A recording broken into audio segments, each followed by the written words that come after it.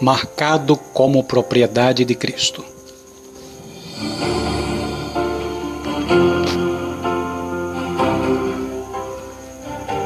Num certo sentido, nenhum de nós conhece bem aqueles com quem convive. Nem mesmo nossos amigos muito chegados conhecemos bem, nem eles a nós.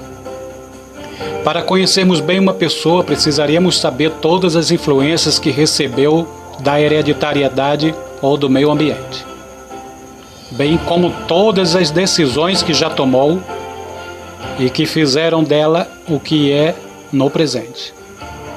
Contudo, embora não possamos conhecer profundamente uns aos outros, uma tarefa das mais gratificantes seria procurar traçar os rumos da vida de um homem,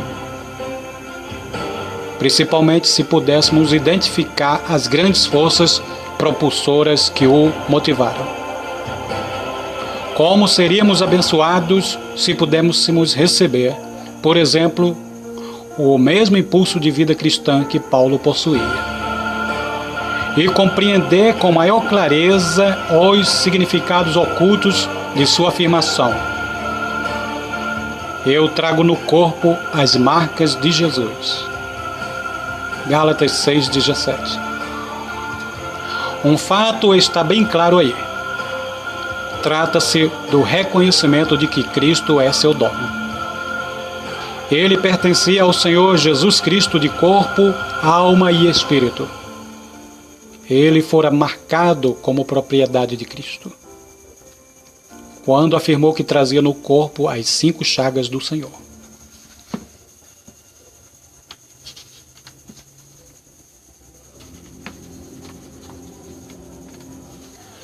Não estava querendo dizer, como diria depois São Francisco de Assis em 1222, que tinha os estigmas, entre aspas. Ele não se referia a uma imitação exterior, mas a uma identificação espiritual que se obtém pela crucificação interior. Ele fora crucificado com Cristo, Gálatas 2,19. E as marcas da crucificação interior de Paulo eram bem visíveis. Em primeiro lugar, ele tinha a marca da dedicação total a uma tarefa. Se for verdade o que diz a tradição, isto é, que Paulo tinha apenas 1,37 m de altura, então foi o maior anão que já existiu. Ele superou um ritmo de vida em oração e em fervor espiritual a todos os seus contemporâneos. Seu lema era: uma coisa faço, entre aspas. Mostrava-se completamente indiferente a tudo que os outros homens glorificavam. Calvino também foi muito criticado porque ficava o dia inteiro sentado preparando sua obra, Institutos, e não utilizou sua inspirada pena para dizer nada sobre as glórias dos Alpes. Também Pascal recebeu críticas amargas por ter afirmado que não via nenhuma paisagem que fosse mais merecedora de contemplação do que a alma imortal do homem. E assim também alguém poderia censurar o apóstolo Paulo por não haver dito nada sobre a arte grega ou a majestade do Panteão. É que ele só tinha olhos para o que é espiritual. Após a disputa que teve no Areópago, expôs abertamente o seu desprezo pela sabedoria deste mundo. E dia a dia resistia à tentação de querer superar os sábios ou de querer filosofar mais que eles. Sua missão não era defender um ponto de vista, mas derrotar as legiões do inferno. Houve um momento, provavelmente durante sua estada na Arábia, em que a personalidade dele mudou totalmente. Depois disso, nunca poderia ser taxado de apóstata. Achava-se por demais empenhado em prosseguir para o alvo. É bem provável que, se hoje ele ouvisse aquele hino tão apreciado entre nós, Senhor, Sei que tenho forte tendência para me desviar de ti. Ficaria profundamente aborrecido. E o fato de não ter bem quisto, nem bem acolhido, nem ter um padrão a sustentá-lo, não o incomodava em nada. Seguia sempre em frente, cego para todas as honrarias da terra, surdo a todas as tentações para gozar o lazer, imune ao fascínio das glórias terrenas. Outra marca que Paulo trazia em si era a de humildade. As traças nunca poderiam corroer esse manto, entre aspas, que Deus lhe dera. Nunca utilizava a humildade para buscar o louvor dos homens.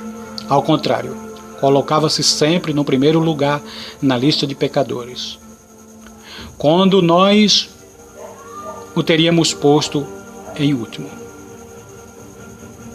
Um velho teólogo galês disse que se alguém sabe grego, hebraico e latim, não deve colocá-los no mesmo lugar em que Pilatos os colocou, isto é, na cabeça de Cristo, mas sim aos pés dele. Mas o que para mim era lucro, isto considerei perda por causa de Cristo, afirma Paulo. Que paz de espírito e a humildade nos proporciona. Que gozo é saber que não temos nada a perder. Como Paulo não tinha uma alta opinião acerca de si mesmo, não temia sofrer uma queda, ele poderia ter se pavorneado com os belos mantos de um reitor de universidade hebraica, mas brilhou muito mais usando as vestes de um espírito humilde e tranquilo. Paulo foi marcado também pelo sofrimento. Vejamos só as situações que ele cita em Romanos 8. Fome, perigo, nudez ou espada, tipos de sofrimento que causam desconforto físico. E mais ainda, tribulação, talvez da mente, angústia e perseguição do espírito. Ele suportou todos eles.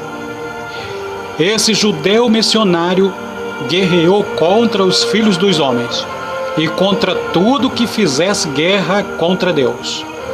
Esse príncipe dos pregadores nunca poupava seu inimigo. O príncipe do inferno nem era poupado por ele. Travavam uma luta sem trégua. Vamos olhar Paulo de perto. O seu rosto magro, seu corpo coberto de cicatrizes, a figura encurvada de um homem castigado pela fome, quebrantado pelos jejuns e pelas chicotadas, seu corpo mirrado, brutalmente apedrejado em Listra, passando fome em muitos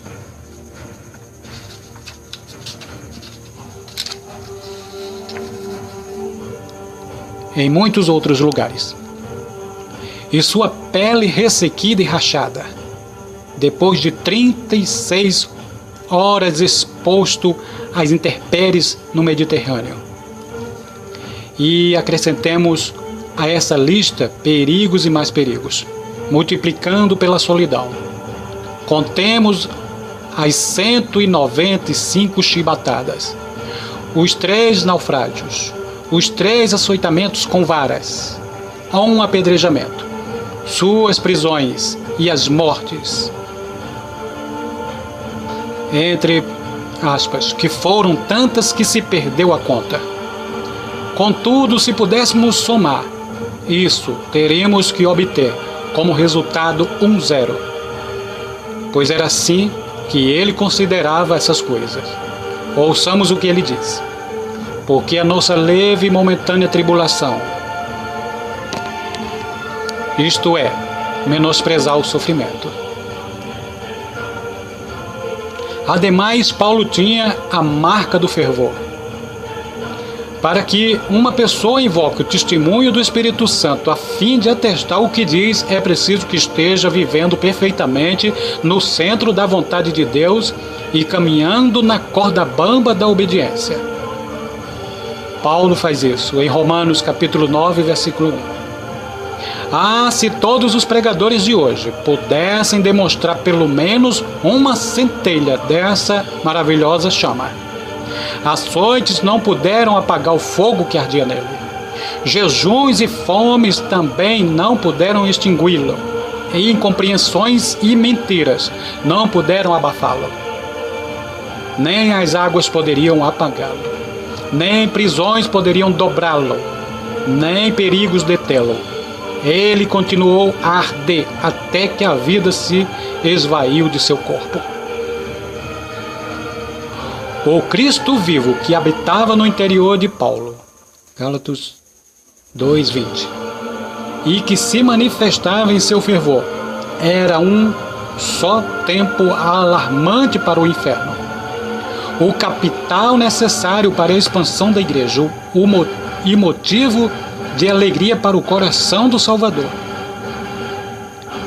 Abre parênteses, que vendo o fruto do penoso trabalho de sua alma, ficou satisfeito, fecha parênteses. Paulo era marcado pelo amor. Quando ele estava se tornando adulto em Cristo, entre aspas, cultivou também a capacidade de amar. Somente aquele que atinge a maturidade conhece realmente o amor. E como ele amava, em primeiro lugar e acima de tudo, Paulo amava o Senhor. Depois amava o próximo, os inimigos, as adversidades que enfrentou e até a angústia da alma.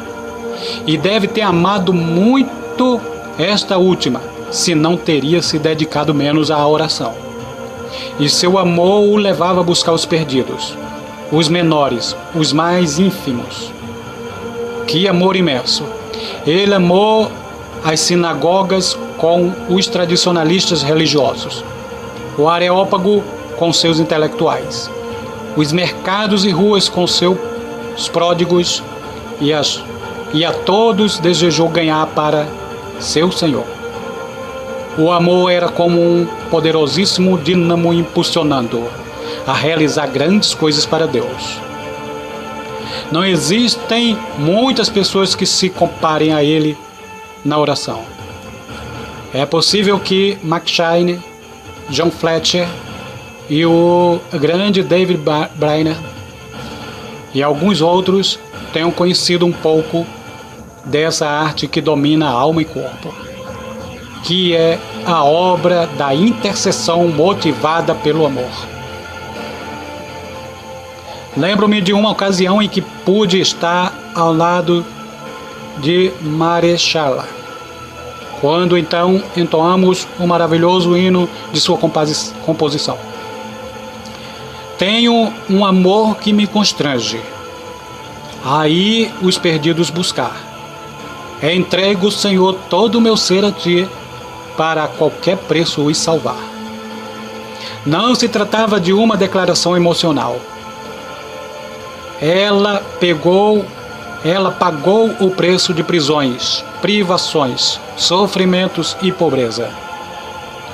Ao que parece, Carlos Wesley estava buscando o máximo de Deus quando escreveu: Não desejo mais nada na terra, a não ser possuir teu puro amor em meu coração. E mais recentemente, M. Carmichael fez a seguinte petição: Dá-me um amor que me impulsione, uma fé que não me esmoreça diante de nada. Não há dúvida de que essas pessoas se encontravam prestes a descobrir o segredo do poder para ganhar almas presentes na vida dos apóstolos. Os grandes ganhadores de almas foram sempre